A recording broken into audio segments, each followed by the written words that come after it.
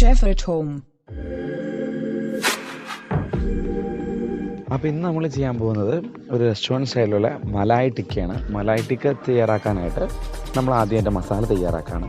അതൊരു ബോളിലേക്ക് നമ്മൾ ആദ്യം കുറച്ച് തൈര് സാൾട്ട് ഇട്ടിരുന്നു, എടുത്ത് ജസ്റ്റ് മിക്സ് ചെയ്ത് മാറ്റി വെച്ചു. ഒരു മിക്സിയുടെ ജാറിലേക്ക് പച്ചമുളക് എടുത്തിട്ടുണ്ട്, വെളുത്തുള്ളി എടുത്തിട്ടുണ്ട്, മല്ലിയില എടുത്തിട്ടുണ്ട്. അപ്പോൾ നമ്മൾ അധികം പേസ്റ്റ് ചെയ്യുന്നില്ല, ഒന്ന് ജസ്റ്റ് ക്രഷ് ചെയ്തെടുക്കുന്നുള്ളൂ. പിന്നെ അതിലേക്ക് നമ്മൾ അല്പം ലെമൺ ജ്യൂസ് പിഴിഞ്ഞ് ഒഴിക്കുകയാണ്. അത് ഇട്ടിട്ട് നമ്മൾ നല്ല രീതിയിൽ അതിലേക്ക് ഫ്രഷ് ക്രീമാണ് നമ്മൾ ഒഴിക്കുന്നത്. പിന്നെ നമ്മൾ ജീരകത്തിൻ്റെ പൊടി ആഡ് ചെയ്യുന്നുണ്ട്, ബ്ലാക്ക് പെപ്പർ ആഡ് ചെയ്യുന്നുണ്ട്. ഇപ്പോൾ നമുക്ക് വേണമെന്നുണ്ടെങ്കിൽ ഗരം മസാല ആഡ് ചെയ്യാം. ഇത്രയും സംഭവങ്ങൾ ചേർത്ത് നമ്മൾ സ്പൂൺ കൊണ്ട് നല്ല രീതിയിൽ തന്നെ ക്രഷ് ചെയ്യുക, നല്ല രീതിയിൽ മിക്സ് ചെയ്തെടുക്കുകയാണ്.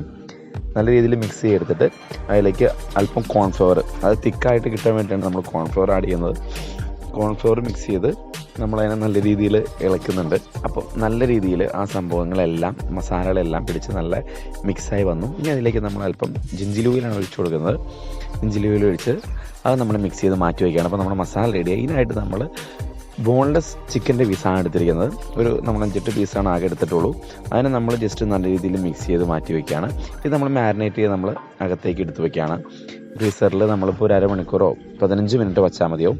അത് നല്ല രീതിയിൽ ഇതായതിനു ശേഷം നമ്മൾ പുറത്തേക്ക് എടുത്തിട്ട് കമ്പിയിൽ നമ്മുടെ തന്തൂറിൻ്റെ അടുപ്പിലേക്ക് കുത്താൻ ആവശ്യമായിട്ട് നമ്മൾ ഇതിനെ കറക്റ്റായിട്ട് ആ ഒരു ജോയിൻറ്റിൽ നമ്മളിതിനെ ചേർത്ത് വെക്കുകയാണ്. അതൊരു 5-6 പീസ് നമ്മൾ ചെയ്യുന്നുള്ളൂ.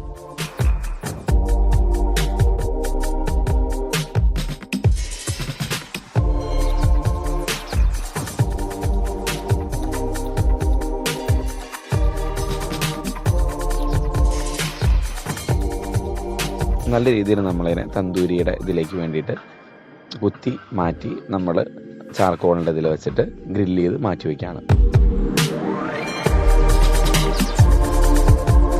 പെട്ടെന്ന് തയ്യാറാക്കാൻ പറ്റുന്ന ഒരു ഐറ്റം തന്നെയാണത്. ഇത് വേണമെങ്കിൽ പാനിലിട്ട് നമുക്കിപ്പോൾ തന്തൂരി അടുപ്പില്ല എന്നുണ്ടെങ്കിൽ പാനിലിട്ട് നമുക്ക് സോട്ട് ചെയ്തെടുക്കാം. അത് അടച്ചു വെച്ചിട്ട് ഓവനിൽ വെച്ചിട്ട് നമുക്ക് റോസ്റ്റ് ചെയ്തെടുക്കാം.